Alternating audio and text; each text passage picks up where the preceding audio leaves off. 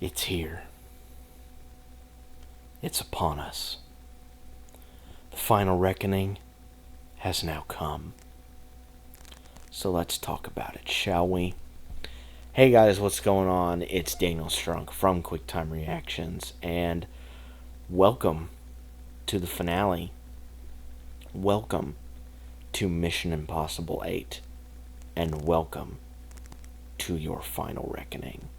This is the capper to my Mission Impossible rewatch review series, where I have looked at the previous Mission Impossible films in the lead up to our final reckoning, or as I'm calling it in my head, the any stunt you can do, I can do crazier tour for one Tom Cruise. And yep, it is now here after 30 years of films, after many, many stunts, and after one broken ankle. It is now time to talk about Mission Impossible, The Final Reckoning. This movie once again stars Tom Cruise, vingrhames, simonpegg, hayleyatwell, pomklementieff, Henry Czerny, as well as Angela Bassett, and a few other characters making their returns, which I will talk about, as well as special one-offs like Holt McCallany, again I'm hoping I'm saying his last name right, and Nick Offerman coming in to this movie as new characters. And this movie centers around Ethan's IMF team having to try and track down where the original source code for the entity is to try and stop it from taking over the world's nuclear missiles, and basically causing the whole world to be shut down, or not shut down, into a nuclear war, and to basically start anew. Meanwhile, Gabriel and his associates are trying to find Ethan to get the key to also get the source code to the entity so that he can get the entity back under his control. So, will Ethan and his team be able to do it? I guess we'll have to find out and see. So, I had heard many people talk about this movie and the fact that, like, the first hour or so is kind of compared to, like, other Mission Impossible films, and I don't necessarily see it that way. I see it more as kind of setting the table as to, like, the fight that is to ensue in this movie, because you have, the entity, this all-powerful, self-learning AI that is slowly but surely infecting the world like a parasite, and, showing off its might and its power slowly but surely. And then you have Ethan Hunt, where in the, what I'm calling the, not necessarily an interrogation, but in the meeting scene, where they're basically, explaining his whole rap sheet, the Black Vault break-in, the Kremlin, gassing the security briefing, going through all his resume. It's basically like, stats on a boxer. We had the stats for the entity, and then we had the stats for Ethan and basically his whole team. And so it's like, it's setting up the fight that is to ensue in this movie, and I actually very much dug it. And I also love the fact that this movie ties into Mission Impossible 3, all the way back to Mission Impossible 3. I actually found that to be very, very interesting, and kind of confirms a theory that I had in my head as to, like, okay, Mission Impossible 3 was definitely, the start of, like, the run of really good movies in this franchise, where, like, 3 Ghost Protocol, Rogue Nation, Fallout, Dead Reckoning, and now Final Reckoning are like this long stretch of like really good movies. Whereas like Mission Impossible 1 and 2, like they were finding their own footing. They were trying to like establish an identity. But like with 3 all the way to now, it's like those films definitely know what Mission Impossible is all about. And I love the fact that, they've kind of made it, tell this one big story from like 3 to now. I love that aspect of this film. Of course, the cast is absolutely amazing, and their chemistry is absolutely on point. That has to go to major props to one, Christopher McQuarrie, and his writing partner, Eric Jenderson, who wrote the previous film. And of course, McQuarrie was the man to direct ever since Rogue Nation. And I think he did a pretty good job in this movie, shall I say. The stunts in this movie are, again, absolutely insane. I think the one that everyone is probably going to be talking about from this one is the biplane one, where I don't want to say too much, but everyone has seen the shot in the trailer where Ethan is basically holding on for dear life outside of that biplane, and absolutely intense and scary. But the one that actually got to me, and the one that's going to stick out in my head, is when Ethan goes on a deep sea dive to the Sevastopol, which is the submarine that we saw sink in the beginning of Dead Reckoning.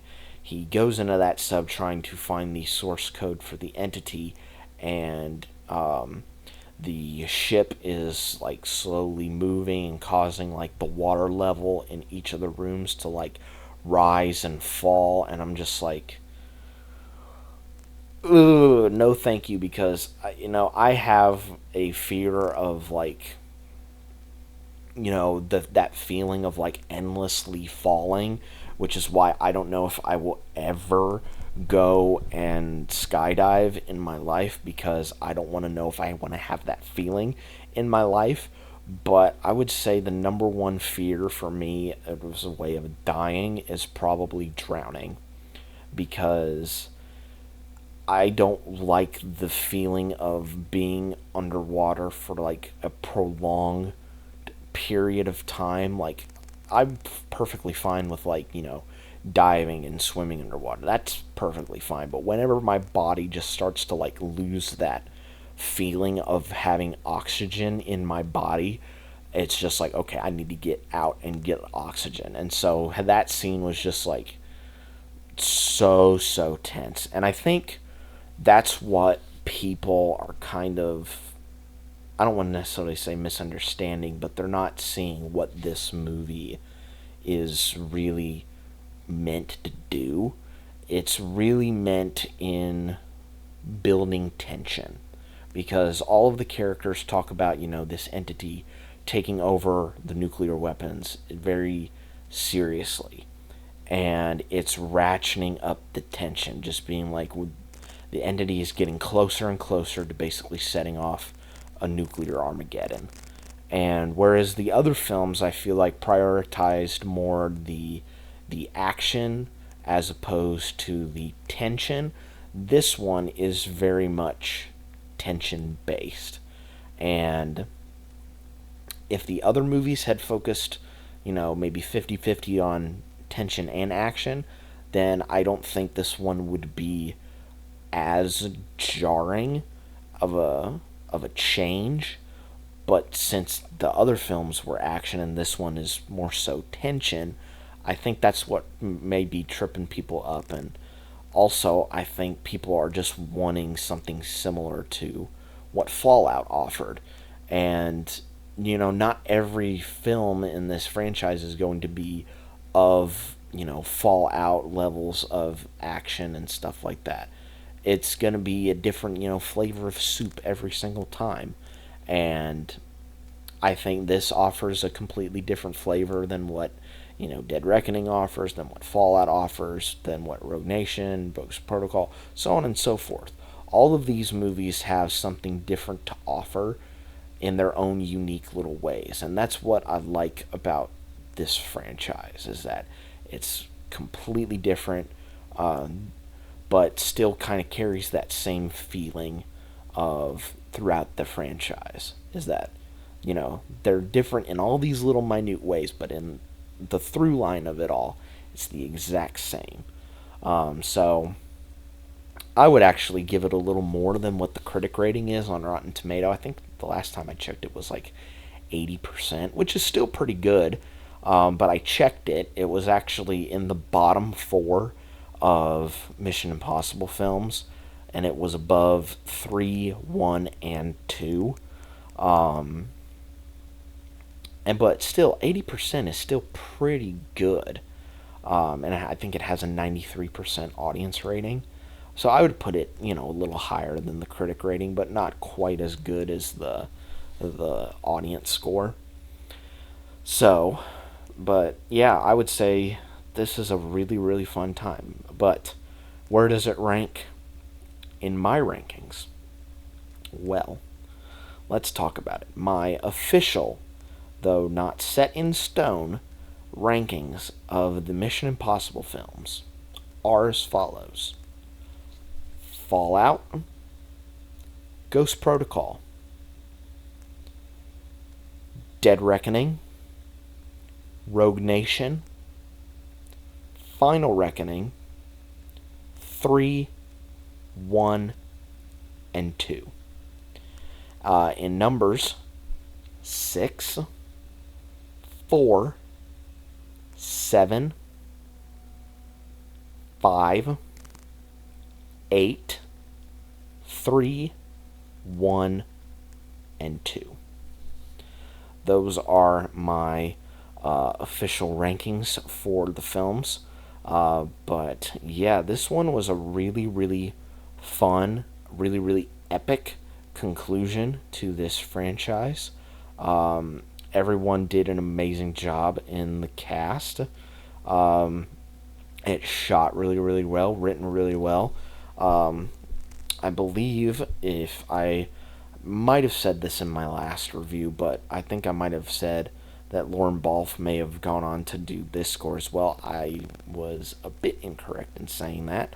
Max Aruji, I hope I'm saying his last name right, and Alfie Godfrey were the guys that did the music for this film, and I think they did a really good job kind of building off of Lauren Balfe's work on the previous 2 films, kind of expanding it a little bit more, and also bringing in some of the dread elements that this movie is bringing in as well. I think they did a really, really good job of kind of conveying that in the score. But yeah, this movie is a really, really fun time to watch it in theaters. If you guys have the chance and you have the ability to do so, I would highly recommend going to see this. And if you can, I would go see it in IMAX, because there were actually a few tricks with the framing that happen, especially when Ethan is going to embark on his deep sea adventure. There are some subtle things that happen with the frame that I really, really appreciated. Something very similar to what happened with Sinners that came out earlier this year. So very much go see it in IMAX to kind of see what happens with the frame in the movie. So definitely go check it out in IMAX. But yeah, that is pretty much it for my Mission Impossible series. But don't you fret, because I have another idea in terms of what to cover next in terms of like franchise ability. And you could say that it is going to be fantastic, shall we say. But until then, guys, be safe out there. And remember, if you know where the location of a sunken submarine is and you want to go scrounge for treasure in there, my personal suggestion is don't do that, because you don't know how long you're going to spend in that decompression chamber. That's all I'm saying. And I will see you guys next time.